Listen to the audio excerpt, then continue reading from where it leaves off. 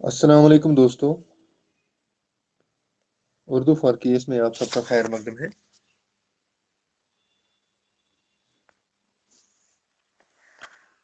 آج ہم سلیبس کا دوسرا ٹاپک ڈسکس کریں گے جس کا نام ہے وسطی ہندیرائی دور۔ IAS کے پچھلے کچھ سالوں کے پیپرز کو چھانٹنے کے بعد مجھے اس ٹاپک پہ ایک کوشچن ہاتھ میں آیا ہے جس کو میں نے یہاں پہ لکھا ہے، تو اس پر میں نے ایک آنسر بھی یہاں پہ اپنے نوٹس پہ جو یہ آنسر بنایا ہے، تو مجھے امید ہے کہ آپ کو میرے یہ نوٹس پسند آئیں گے اس ٹاپک پہ۔ تو کوشچن جو وسطی ہندیرائی دور پہ آیا تھا وہ اس طرح آیا تھا کہ ہند آریائی زبانوں کے عہد وسطی کا تعارف کرائیے۔ تو یہ شاید 2020 میں آیا تھا، تو اسی لحاظ سے میں نے اس کا آنسر بھی تیار کیا ہوا ہے۔ تو وسطی ہندیرائی دور پہ اگر کوئی کسی طرح کا بھی کوشچن آئے تو آپ اس آنسر کو لکھ سکتے ہیں۔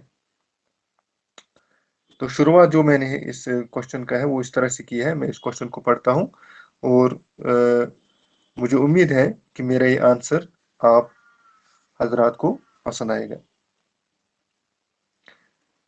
تو آنسر جو ہے اس کا اس طرح سے ہے: ہند آریائی کے ارتقاء کا دوسرا دور وسطی ہندیرائی دور کہلاتا ہے، کیونکہ جیسے آپ کو میں نے پہلے بھی بتایا کہ ہندیرائی دور کو 3 سٹیجز میں ڈیوائڈ کیا گیا ہے۔ ایک ہے قدیم ہندیرائی دور، وسطی ہندیرائی دور اور جدید ہندیرائی دور۔ قدیم ہندیرائی دور کے بارے میں تو ہم نے آلریڈی پچھلی ویڈیوز میں بات کی ہے، تو آج ہم وسطی ہندیرائی دور کے بارے میں بات کرتے ہیں۔ تو ہند آریائی کا ارتقاء کا دوسرا دور وسطی ہند آریائی دور کہلاتا ہے۔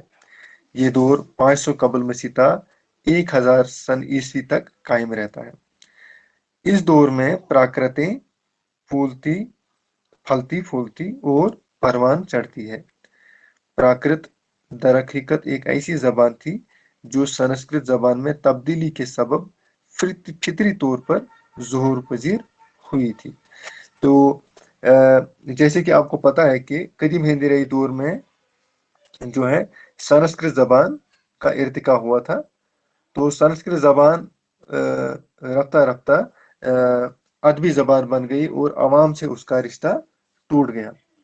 تو جو عام لوگ ہیں انہوں نے ایک دوسری زبان اختیار کی، تو اسی دوسری زبان کا نام پھر پراکرت پڑ گیا، لیکن یہ سب کچھ عہد وسطی میں ہوا، یعنی وسطی ہندیرائی دور میں ہوا۔ تو یہ دور 500 قبل مسیح سے 1000 سن عیسوی تک قائم رہتا ہے۔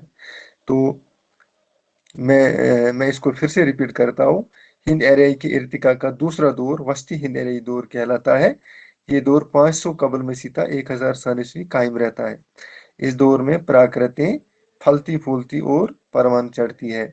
پراکرت در حقیقت ایک ایسی زبان تھی جو سنسکرت زبان میں تبدیلی کے سبب فطری طور پر ظہور پذیر ہوئی تھی، یعنی پراکرت جو ہے یہ سنسکرت زبان سے ہی نکلی ہے۔ یہ ایک سہل اور سادہ زبان تھی، اسی لیے عوام میں اسے بے حد مقبولیت حاصل ہوئی۔ یہ بہت جلد عام بول چال کی زبان بن گئی، جبکہ سنسکرت خواص اور طبع اشرف کی زبان بن چکی تھی، یعنی کچھ لوگوں کی زبان بن چکی تھی، وہ تو عام جو لوگ تھے وہ پھر پراکرت بولنے لگے تھے۔ جب سنسکرت زبان کا تلفظ، قواعد اور نحوی ڈھانچے میں کافی حد تک تبدیلیاں رونما ہونے لگی تو یہ زبان بالکل بدل گئی۔ سنسکرت کی یہی بدلی ہوئی شکل پراکرت کہلائی۔ سنسکرت زبان میں تبدیلی کا یہ عمل لسانیات کے مختلف سطحوں پر دیکھا جا سکتا ہے۔ مثلاً تلفظ یا صوتیات کی سطح پر اس زبان میں سب سے بڑی تبدیلی یہ واقع ہوئی کہ اس کے مصمتی کھوشے، جن کو انگلش میں کنسوننٹ کلسٹرز کہتے ہیں، ٹوٹ کر مشدد بن گئے، جن کو کہتے ہیں جرمنیٹڈ۔ اس تبدیلی کو صوتی ادغام اسیمیلیشن کہتے ہیں۔ پراکرت میں صوتی ادغام کی مثالیں بکثرت پائی جاتی ہیں، جن میں مصمتی کھوشے کا ایک مصمتہ کنسوننٹ ٹوٹ کر دوسرے مصمتے کے ساتھ مدغم ہو جاتا ہے۔ مثلاً پتر، سنسکرت میں جو پتر ہے وہ پراکرت میں پت बन जाता है। इस लसानी तब्दीलियों के पस मंज़र में उर्दू ज़बान की इर्तिका की भी झलक देखी जा सकती है, क्योंकि प्राकृत की मुशद्दद शक्लें उर्दू में सहल सिंप्लीफाइड कर दी जाती है, जिसके नतीजे में खफीफ मसूता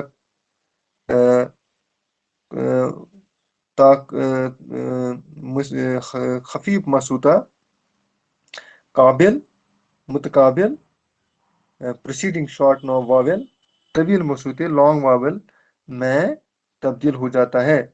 मसलन हस्त, हत, हाथ वगैरह, यानी हस्त संस्कृत में था, हत प्राकृत में, और उर्दू में फिर ये हाथ बन गया।